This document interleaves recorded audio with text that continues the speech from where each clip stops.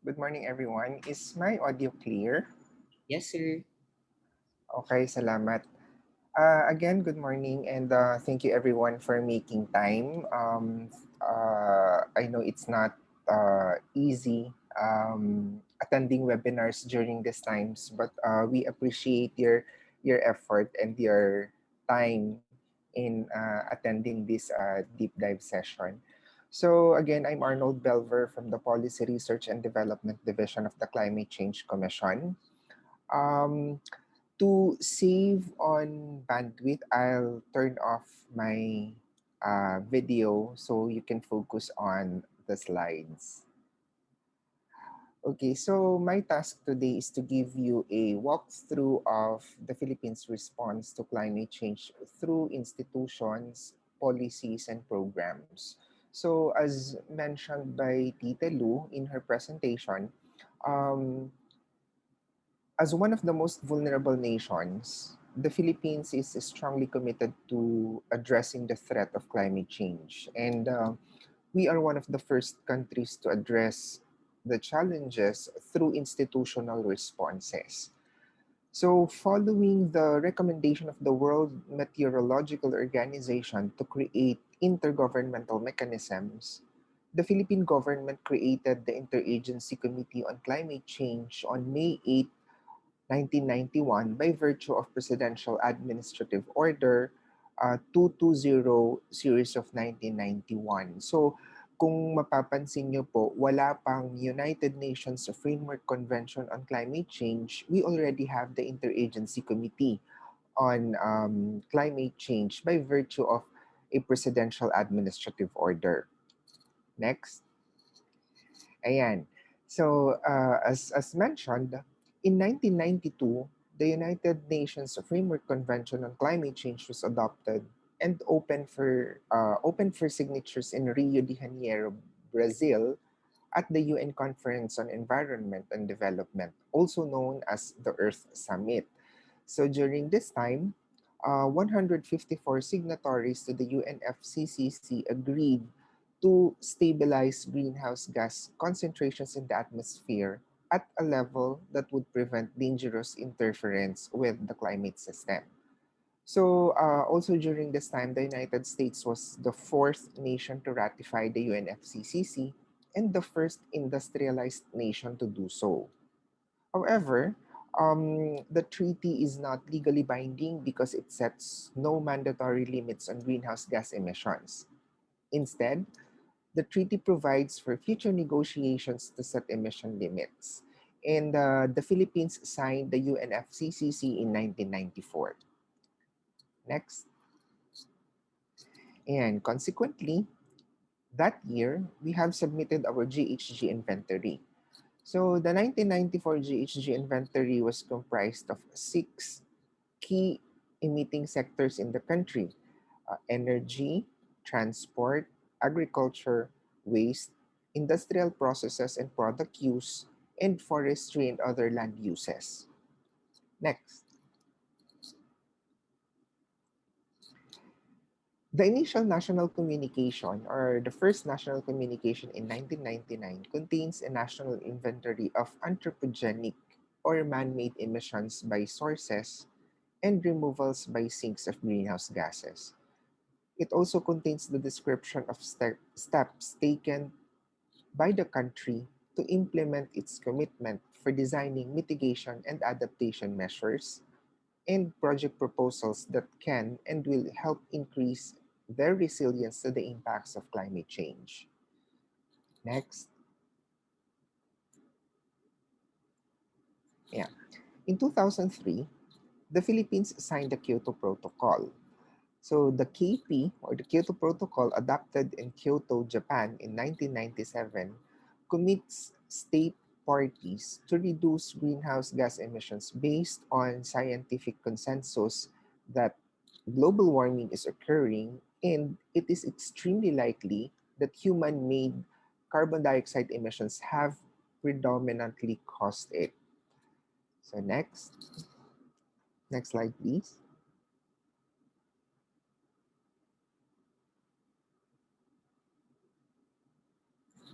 Yeah, there you go. From 2006 to 2010, we have quite a number of milestones for environmental and climate change efforts. So in 2006, the Biofuels Act was passed into law. The Biofuels Act aims to reduce the country's dependence on imported fuels with due regard to the protection of public health, the environment, and the natural ecosystems consistent with the country's sustainable economic growth. Next. Okay, signed on February 20, 2007, Administrative Order number 171 created the Presidential Task Force on Climate Change to act with resolve and insurgency in addressing the issue of climate change, mitigate its impact, and adapt to its effects. So nagkaroon na po tayo ng Presidential Task Force in 2007 from Interagency Committee on Climate Change. Next. On November 18, 2008, then President Gloria Macapagal Arroyo signed Proclamation number 1667, or the Presidential Proclamation on Global Warming and Climate Change Consciousness Week. So, realizing the gravity and immediate threat of extreme changes occurring in the world's temperature, the Office of the Presidential Advisor on Global Warming and Climate Change was created. Next. Yeah.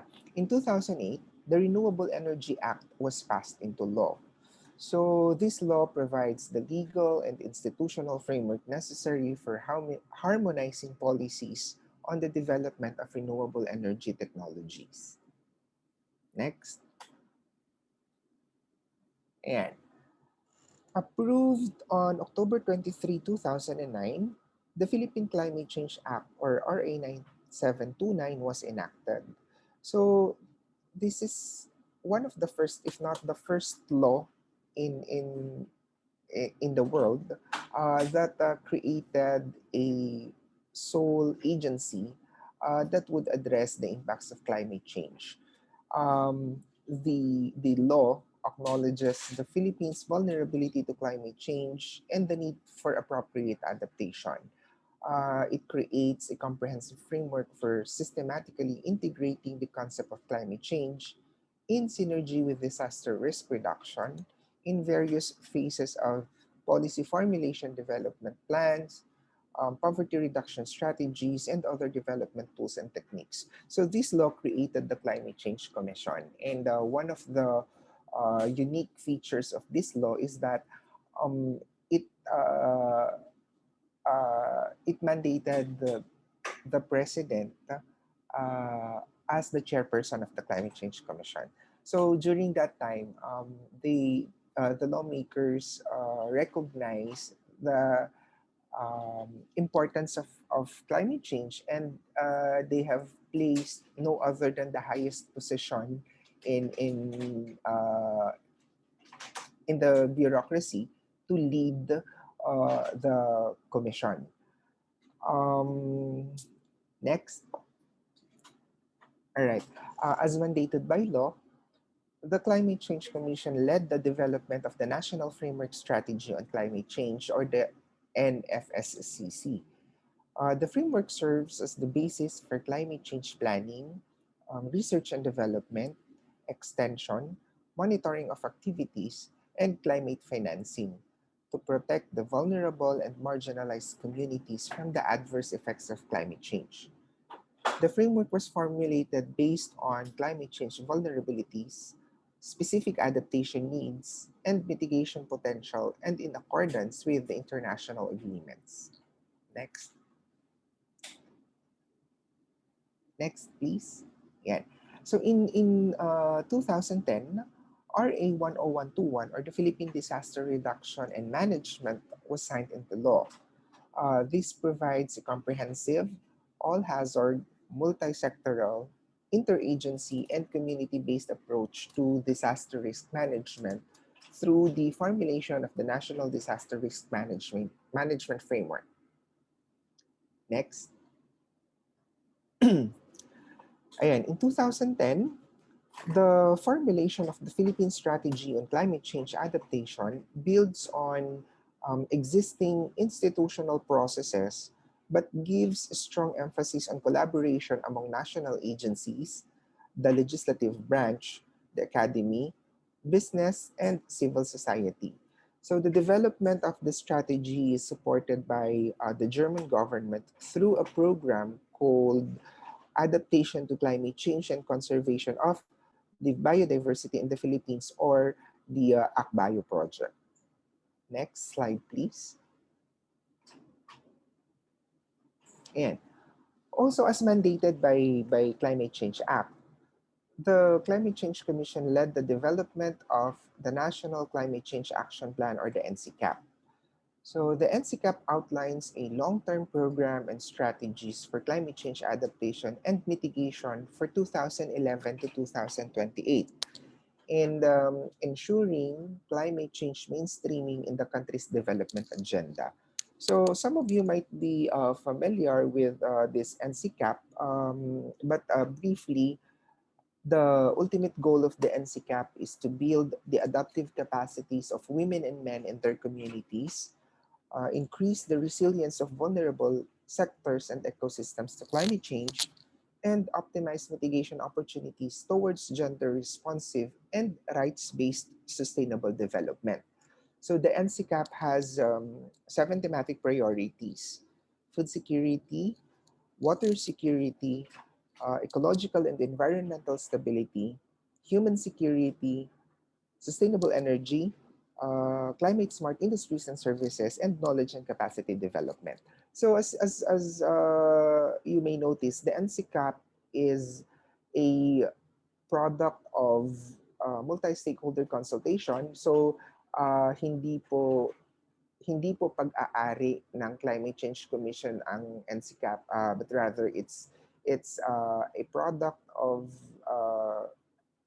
efforts from other agencies and other partners, including the private sector and the CSOs. It's a living document. In fact, the law also mandates the CCCs to update the NCCAP the framework every 3 years. So ngayon po, hindi pa, we are on the process of securing all the necessary documents to to update the NCCAP, but then yan nga, pandemic happened, so medyo na-delay lang po tayo. And you may also notice that the NCCAP covers from 2000 um, until 2028, I mean. So it covers three presidential terms. Ibig sabihin po, it aims na kahit magbago yung ating um, presidente or yung ating chairperson, even the cabinet secretaries, we aim that the NCCAP remains to be sustainable and continuously nai-improve natin siya based din sa ating circumstances and of course, national priorities. So next. Okay, in 2011, then President Benigno Aquino III signs Executive Order 43, or pursuing our social contract with the Filipino people through the reorganization of the cabinet clusters. So under Section 3 of the said EO, the cabinet is organized thematically into 5 clusters. So that's composed of good governance and anti-corruption, human development and poverty reduction, economic development, security, justice and peace, and climate change adaptation and mitigation. So the SICAM-DRR cluster focus on the conservation and protection of environment and the natural resources. Next.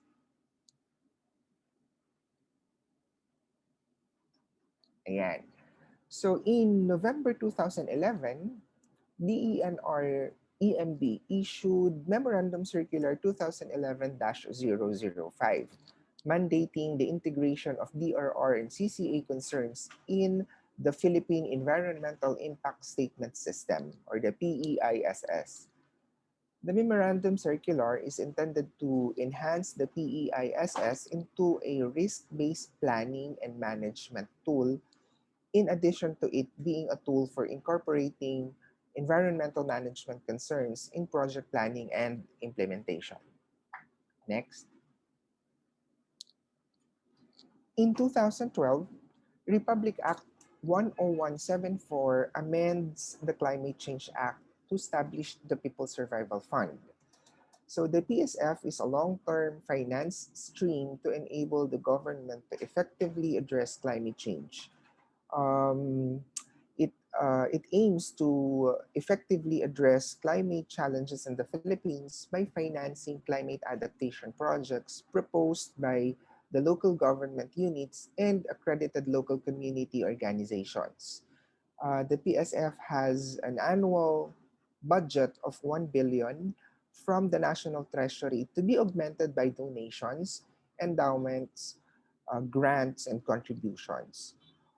While all LGUs and LCOs have access to the fund, the PSF board approves the project, and the board is chaired by the Secretary of the Department of Finance. So some of you might be familiar with the PSF proposals because in some areas, some of our PSF proposals are actually being assisted by the SUCs. So, maaaring ang ilan po sa inyo dito ay familiar na sa pagda-draft or pagde-develop ng PSF proposals.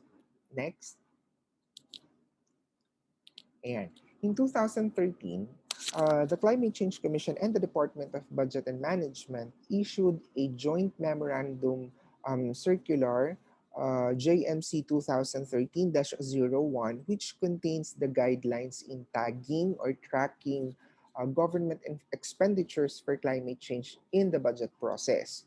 So this JMC aims to identify, tag, and prioritize climate change-related activities for all government agencies and to take stock of relevant climate change programs, projects, and activities to enable oversight and line department managers to track and report climate change-related expenditures. So this is actually the main reason itong JMC na to kung bakit po tayo nandito today for a deep dive session. So next. Details of the JMC and the process will be discussed in the next presentations. Okay, so in 2014, um, we have submitted the second Philippine National Communication. Okay, next. Ayan. And in 2014, also, President Aquino signed Executive Order 174 institutionalizing the greenhouse gas inventory and management in the Philippines. So, this executive order establishes the Philippine Greenhouse Gas Inventory Management and Reporting System. This aims to institutionalize the GHG inventory management and reporting system in relevant government agencies to enable the country to transition towards a climate resilient pathway for sustainable development. Ano po ba ang importance nitong EO 174 na to? GHG inventory is very important because it provides us an overview on our emissions. So sabi nga nila, when what you cannot count, you cannot manage. So this EO is very important because it enables us to identify which areas or which sectors are actually the biggest source of our emission. Pag nalaman natin kung saan at kung gaano kadami yung sources ng ating emission, obviously it would be easier for us also to identify the appropriate mitigation actions. So yeah, that's the importance of EO 174. Next. Okay. In 2015, Presidential Proclamation 1160 was signed, declaring November 25 of every year as the National Day for Youth in Climate Action. Next. And in October 2015, the Philippines communicated its intended nationally determined contributions, or the INDC, to the UNFCCC. So the INDCs are intended reductions in greenhouse gas emissions under the United Nations Framework Convention on Climate Change. Next. Next slide, please. There you go. Okay, so in 2016, the Climate Change Commission issued Resolution 2016-001, or the National Policy Review on Energy. The review adheres to the envisioned low-carbon development pathway and accounts for national goals and targets for climate change adaptation and mitigation set in the National Climate Change Action Plan. If you are interested in the result of this study, it's also updated in the CCC website. Next. Okay, on April 22, 2016, the Philippines signed the Paris Agreement. So, naririnig niyo na po ito. In fact, na-mention din ito ni Tita Lu. Ano po ba itong Paris Agreement? So, the Paris Agreement is a legally binding international treaty on climate change adopted by 196 parties at the 21st Conference of the Parties in Paris last December 12, 2015. So, basically, its goal is to limit global warming to well below, preferably to 1.5 degrees Celsius compared to pre-industrial levels. Next. Ayan. In 2016, the Philippine Green Jobs Act, or RA 10771, was passed into law. This law that provides a policy framework for fostering low carbon, resilient, sustainable growth, and decent job creation by providing incentives to enterprises generating green jobs with focus on developing human capital to enable and sustain the transition to a greener economy. As mandated by law, the Climate Change Commission is responsible for coming up with the green jobs certification standards, of course, in coordination with other agencies also. But this is still a work in progress. So, ginagawa pa po yung standards and hindi pa rin siya tapos. Hopefully, by the end of the second quarter this year, we will come up with the standards. So, next. Okay, on February 28, 2017, President Rodrigo Duterte signed the Instrument of Accession for the ratification of the Paris Agreement. So ano po ba itong Instrument of Accession for ratification na ito? The Instrument of Accession is a document signifying the Philippines' ratification of this historic climate change agreement. As mentioned earlier, the Paris Agreement is the first ever legally binding global agreement on climate change signed by almost all countries. Of course, it's not a perfect agreement, but it's not easy coming up with a unified agreement. Imagine 190, about 190 out of 197 countries yung magkakasundo-sundo para i-address ang climate change. Consequently, next please. Consequently, on March 14, 2017, the Philippine Senate unanimously adopted a resolution concurring to the accession. Next. Ayan, the instrument of accession was accepted or approved by the UNFCCC last March 23, 2017, and the Paris Agreement officially entered into force for the Philippines on April 22, 2017. So this is quite meaningful to us because coincidentally, we also celebrate Earth Day every April 22. Next.